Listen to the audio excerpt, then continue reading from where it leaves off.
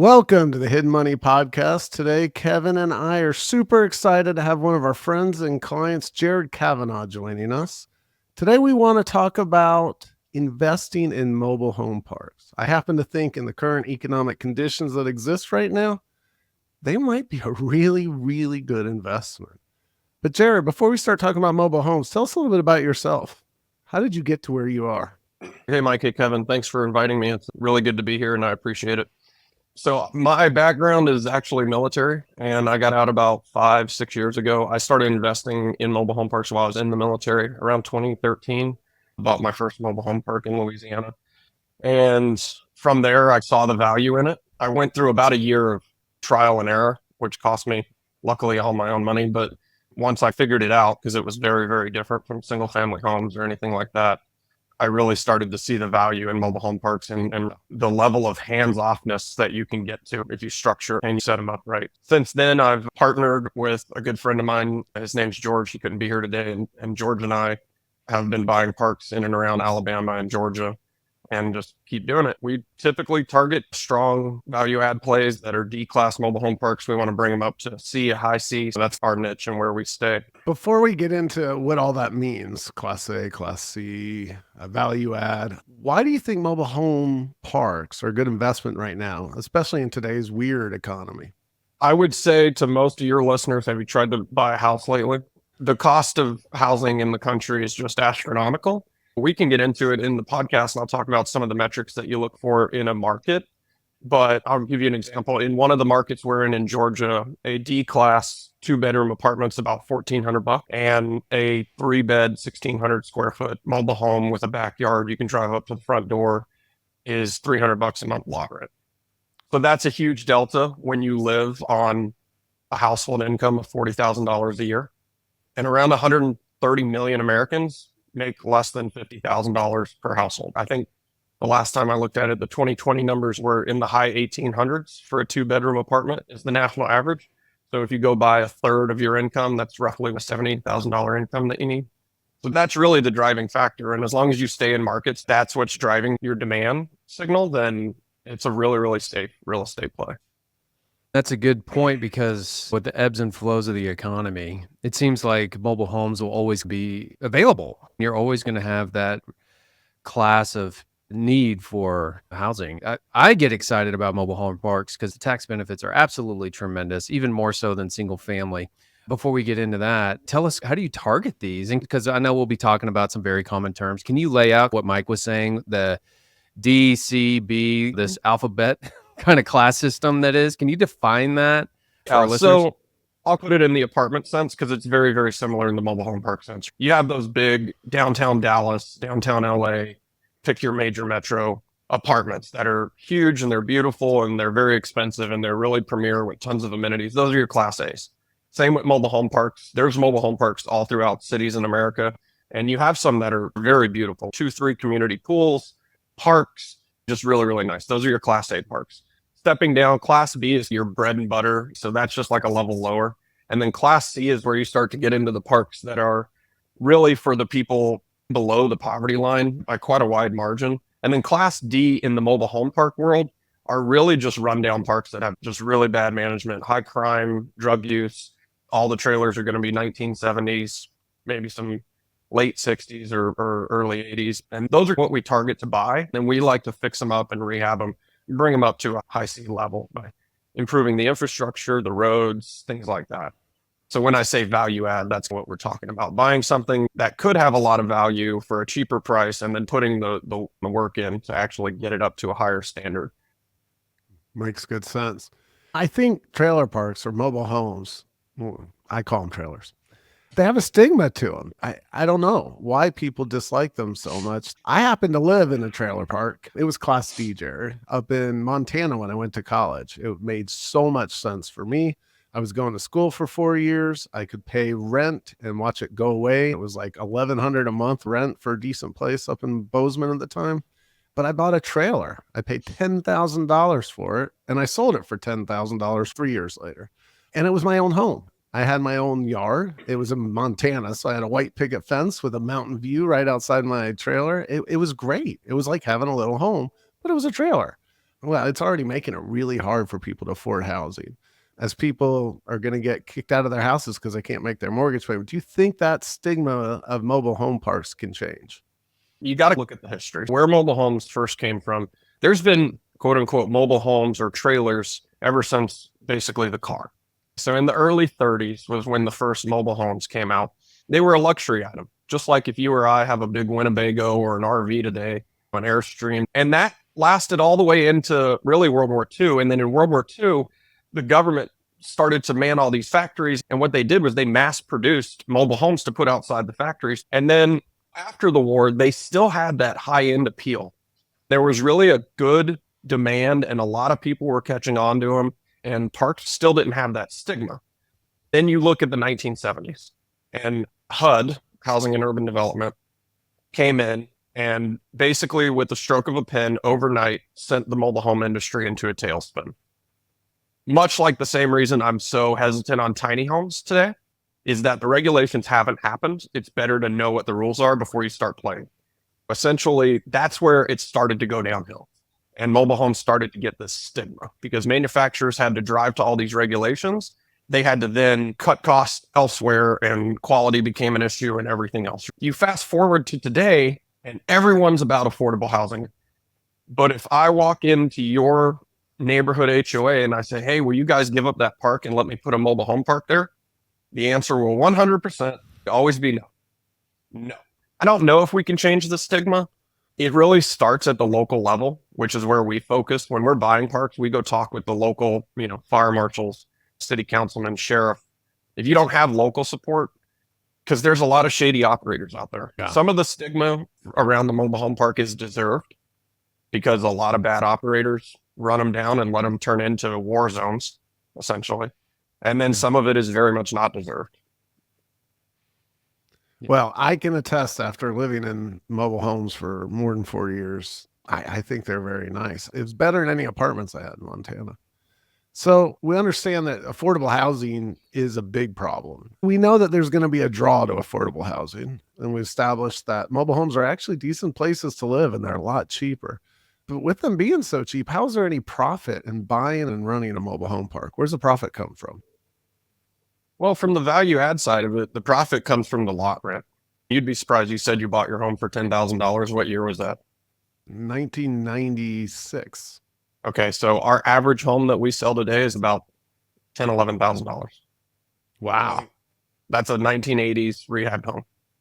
That's what that still sells for today. The vast majority of mobile home parks were still owned by mom and pop that had 15 extra acres, and they put in some infrastructure with septic or sewer and all that, and some roads, and they brought in some trailers, and they made a little mobile home park, and it was a little side hustle for the family. That's the vast majority of mobile home parks in the country.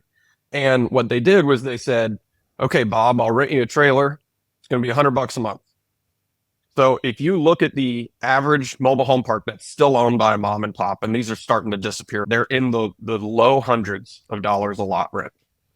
And if you would just back up to 1980 and adjust for inflation, you'd be north of $600 right now, just for lot rent. And in our portfolio, we're right in the mid threes. We're buying parks that were in the low twos, and now we're up to the mid threes, and we'll continue to elevate that. But really, that's where your profit comes in. Rehabbing the homes, getting them off your books, selling them to the tenant, and then collecting that lot rent is really where your value is. What's the rehab look like? If you find a D-class property, what is that property? Can you give us a little visual of what we would be walking into? And do you bring investors in at that point, or are you bringing investors after the rehab? So we bring investors in right from the beginning. What you're walking into is probably somewhere you wouldn't drive down the road with your kids in the car, is typically the way I'd put it, to be honest. You see everything from burned down homes, which those have to be demolished, all the way to homes that just need a little cosmetic work and everything in between. We typically will spend about 10 grand on a rehab, and we'll usually sell the home for about 10 to 12. Sometimes we even take a loss on the home, which we're okay with. And there's a reason why, because the overall value of the park increases as you increase the income. The rehabs are typically 1 month, maybe 2 months on a home, and we try to do a couple at a time. But you want to do things like make sure the roof is sound, make sure electrical's sound, and you want to do a nice skirting because that'll hide the axles and everything underneath, and the plumbing runs under the trailer. So those types of things, we'll typically put a little deck on it in the front entryway and then go in and paint and put new bathroom fixtures, a lot like you would rehab a single family home. Yeah. And I'm guessing when you're looking at this geographically and like gust of winds, tornadoes, how are these anchored into the ground? And does a strong storm cause a lot of damage to these? And is that a huge risk for you? I mean, if it's a storm that's going to damage a single family home, like say a hurricane hitting Florida or a tornado hitting Nebraska, it's going to damage a mobile home park, of course. But they are anchored to the ground. People say mobile homes, but they're really not mobile. We can talk about tenant base and how long tenants stay in the homes. But one of the driving factors is that mobile homes cost around $5,000 to $6,000 to move, whether you're moving at 10 feet or 2 miles. It's a really big lift, and you got to bring in trucks and get permits. Sometimes you got to get power lines taken down or power poles taken out if there's a turn that they have to make. They can't cut corner or something. So they're really not as mobile as people think. Give us a diagram of your average mobile home park deal. How do you underwrite it? How do you select the location? Let's start with that. How do you select the location? So market and team are the two most important things. And when I say team, I mean the team you have on the ground and the market you're invested in are way more important than the property. I will take a mediocre property in a great market with a great team over a great property in a bad market with a bad team. So the things I look at, I want to see migration patterns, which is why we're in Alabama and Georgia. And my partner was heading in Florida for about 5 years of net in-migration, meaning people coming into the state and it growing. I like to see populations above 100,000 people. And the reason for that is something called market elasticity. So if one manufacturer leaves the town, I can't have the whole town go under, which is actually the situation I was in my first park in Louisiana. I was in a town of about 8,000 people where one manufacturer employed 2/3 of the town. Luckily, I had kind of a heads up and got out of there. You want landlord-friendly tenant laws, specifically with the local government. So your county, your city, you want to make sure you know what their take is on not just parks in general, but the parks you're buying, because they probably know them by name. Diversity in the employment sector, unless it's government or healthcare, I generally never want to see more than 30% of any given sector. If you look at Salt Lake City, it's the most diverse city on earth in terms of employment diversity. And they've done a really good job there. So that gives stability to the market. You see the tech industry right now laying off hundreds of thousands of people. You don't want to see anything like that. And the more important ones are you want to see median home values above $130,000. And you want to see 2-bed apartment rents at least north of $1,000. I tend to like north of $1,200. And the reason for that is that's your demand signal. If to buy a home costs $130,000 or more, or to get an apartment costs $1,200, $1,400, $1,500, that's where your demand comes from. Because if you go back to your scenario, Mike, where you were the college kid who's broke as a joke, and you're living on $800-900 a month of income, the difference between $1,200 rent and a $300 rent is drastic. So that's really the biggest driver you want to look at. And then the bigger things like you want to see low housing vacancy. You just compare that to the national on any of those sites. And then again, the team. If you're moving into a new market, can you assemble a team on the ground that's going to be capable of taking care of the day-to-day? And that's your property manager, your rehab folks. Can you find good vendors?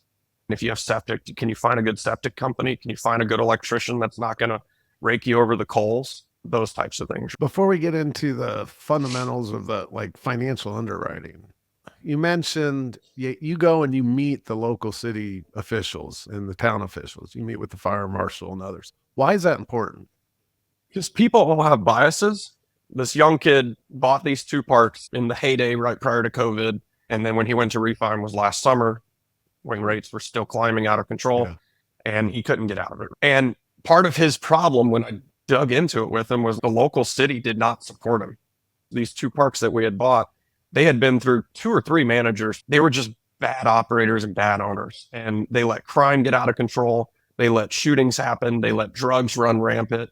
And then that, for lack of a better term, pisses off the city. And then they get a reputation. You just want to make sure that at a minimum, the local city is not totally and 100% against parks. That's the number one. Then you want to make sure that if there were bad owners previously, if you're talking to the sheriff and if he sits down or she sits down and looks across the table from you and says, yeah, we'll work with you, but we want to see good business and we want to see those parks cleaned up, then you have something you can build on. Right. So even if you have exactly the same parks, same kind of area, exact same economics, if the local officials aren't on your side or don't believe in the park, they can prevent you from doing anything or improving the park. Yeah. Like I said, my partner has a ton of experience in Florida, specifically towards the south of Florida. He's had parks in that town and he just won't touch it because of the way the city treats them and how hard they make life. How can a fire marshal prevent you from doing good business? Well, fire marshals can come in and say that you're in code violation, or basically they can make their own assessment of what is or isn't safe. Sheriffs can refuse to patrol the parks. Council members can pass new laws and do things to make your life really hard. You got to get permits every year, like tags, because mobile homes are not homes. They're private property, like a car.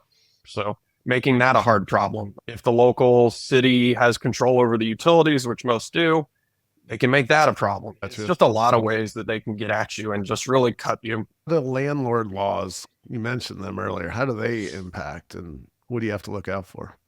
Landlord laws, generally, if they have strong landlord backing at the state level and the city level, you're okay. We've seen in Georgia in one town, they just have some weird rules. I'll give you an example where the home was abandoned. We went through the abandoned property process. We didn't have the title and they awarded it to us after we went through all the legal process. And then there was about 9 or 10 squatters in the home.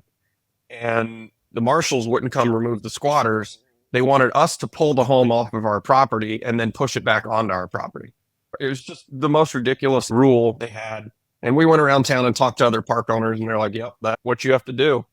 $5,000 a pop to move it. And can you move it with the squatters inside it? Probably not. No, you're in a real catch-22. So it's like, okay, we have to move this trailer off the property and then put it back on the property. And they're like, well, you just have to move it. I'm like, so if I move it to the back of my property and let it sit there for an hour and then move it back, that's good. They're like, yeah.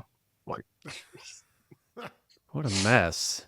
The government is tough to deal with. So you want to make sure that they're as business friendly as possible. That's really smart. Anyone in real estate, no matter what, multifamily, single family, mobile home, you're going to have these crazy stories. No one's safe and shielded 100% from those. That's always the risk of doing business in general. There's always things you can't see coming. You can learn from them and anticipate them. You learn the laws of that area, or you've probably learned to get with the fire marshal and get with the city officials and develop relationship with them on the front end. Probably a learned thing because you got burned in the past or you've seen other people get burned. And so you're trying to pivot and do differently. That's just good business sense in general, is learning from mistakes or seeing what your competitors are doing that's not working, or learning from your environment of what happens. That's a very good mindset for an operator. Yeah.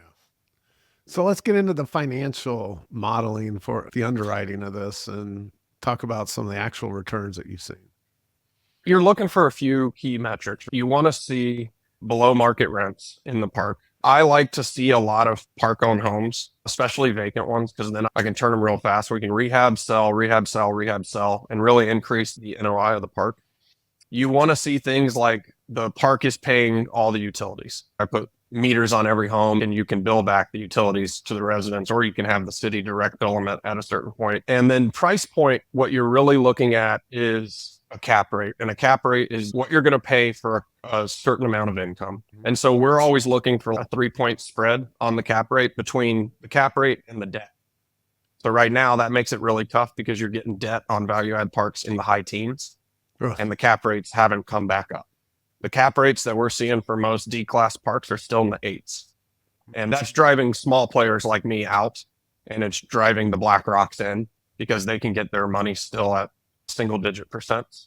Right. Well, I can't. I don't have a slush fund behind it. The other things are, like I said, a lot of these parks are mom and pop homes.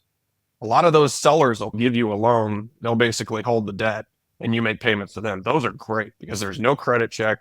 It doesn't go on your record. You got to get creative and make it attractive for them because a lot of them just want $1 million check and they want to walk away. So you look for those things. Yeah. Who pays the utilities? Can you bill them back? Where are the rents compared to market? And can you drive rents? are there a lot of vacant park-owned homes? And then if the market matches, as long as you have a good team on the ground, you're going to be successful because you can drive the net operating income of the park, which with the difference between commercial real estate and residential is that residential is valued on whatever the house like it sold next door. It's comparative sampling. That's not the case for mobile home parks. There can be a $60 million mobile home park next to a $1 million mobile home park with the same number of lots, if you will. So in commercial real estate, the operator has a lot more control of the value because if you can find ways to drive the income, you drive the value of the park. Jarrid, let's get into the finances of the actual returns. What are you seeing in the parks that you've done, and what are you forecasting for the current ones you're out buying? So in value add parks, it takes a little while. Coming in, you might not have a return for the whole first year. It's really how the operator and the team of investors agree to structure this. George and I always try to be very clear to our investors. We are very big into putting a lot of CapEx into the park as fast as we can in the safest possible manner and giving you a bigger return on the back end because we want to have a fully stabilized, well-performing property as fast as we can. So maybe 4%, 5% first year. Second year, we have a portfolio that was doing 8.5% cash on cash. I always use cash on cash, never anything else. And then that same portfolio is moving into its third year. I think we're bumping up to the 12% now. And we could go a lot higher. We could give our investors out of that portfolio 20% cash on cash by year 3. We're choosing not to because we still have, I think, 30 vacant lots that we can fill. So we need that CapEx to keep coming back into the park. We're just trying to get the value up as fast as possible. But you could go the opposite model. If the operator and the team of investors, or if it's a single investor, want to see a bigger return sooner and maybe make those repairs and stuff slower over a longer time period, you can easily, even with a value add, be into the double-digit cash on cash, maybe even into the high teens by year 2. It's really how you want to structure it on that portfolio I was mentioning. Probably next year we'll be in the 20s cash on cash. Wow. And that'll be year 4. We'll go to refi and we'll pull out every penny that we paid for the park in cash and give our investors their money back. And then we'll still probably be in the high teens, I would think. The high teens, 20s, those are great rates in their own right. But there's also some amazing tax ramifications that increases that ROI. What are those, Kevin? It's a lot more beneficial than your typical multifamily or single family. The only reason is because with a mobile home park, you're going to have these land improvements that are going to be eligible for bonus depreciation, which is 15 years. You're going to have a pad. You're going to have the electrical hookups. All of that is going to be 15-year property land improvement eligible for bonus. Now, the actual mobile homes themselves, the outside structure is still probably going to be 27 and a half years. But the skirting, like Jarrid was talking about, the decking that he adds, the bathroom fixtures and remodels that Jarrid and his team do that go in to renovate the property, that's likely 15-year property as well. Now, depending on what kind of improvements, anything allocated to the 15-year life or below is eligible for bonus depreciation. So in my experience, when you buy a mobile home park and you have the land improvements, the pad, the electrical hookups, and all these other components, your depreciation could be 30, 40% write-off of your initial investment. It's tremendous for bonus. Actually, trailers, mobile homes, if they still have the wheels or the axles underneath them, they're not 27 and a half year property. They're 15-year property or 7-year properties. That's if you're not going to sell them, though. Do you bonus depreciate the homes you buy, even though you're planning on selling them?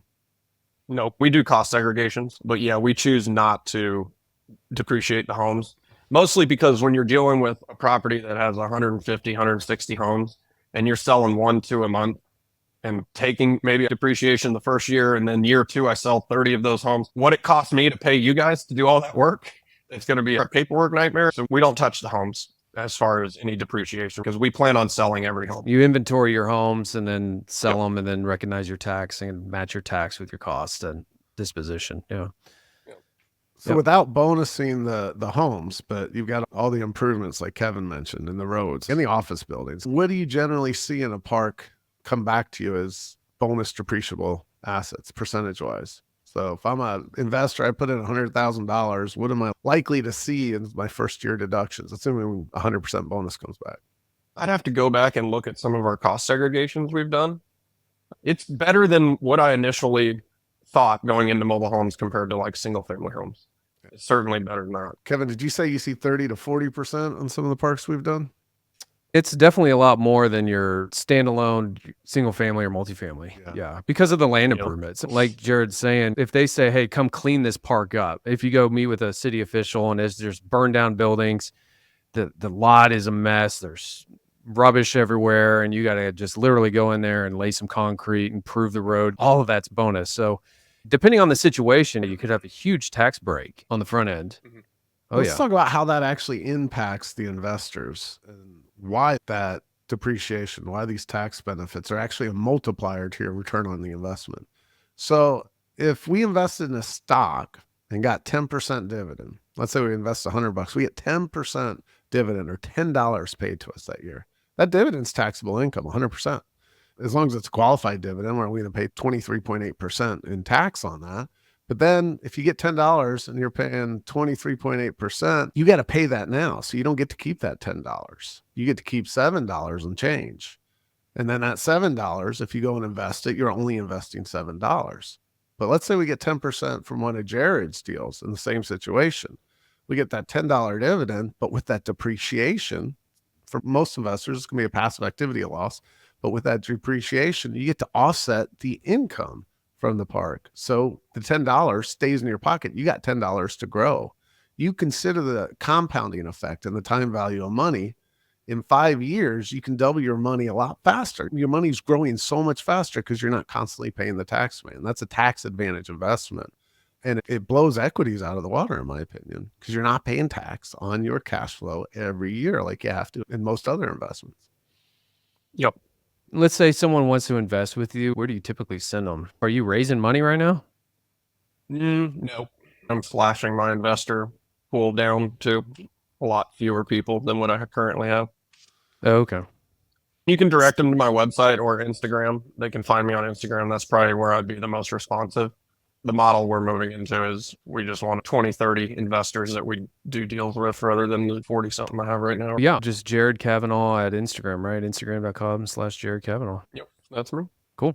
Well, Jarrid, thanks so much for joining us. Mobile home parks is a very different type of investment, but I think it should be part of anyone's portfolio. It's really cool. If you want to learn more and get in touch with Jarrid, his Instagram handle is just Jarrid Cavanaugh. We'll put the link in the show notes as well. So reach out to him there. He's really responsive on Instagram. Jarrid, any closing thoughts for people? I think mobile home parks are a great investment. If you're going to get into one as an LP or a limited partner, just vet your operator. That's the most important part. Make sure they have a track record of doing what they say they're going to do.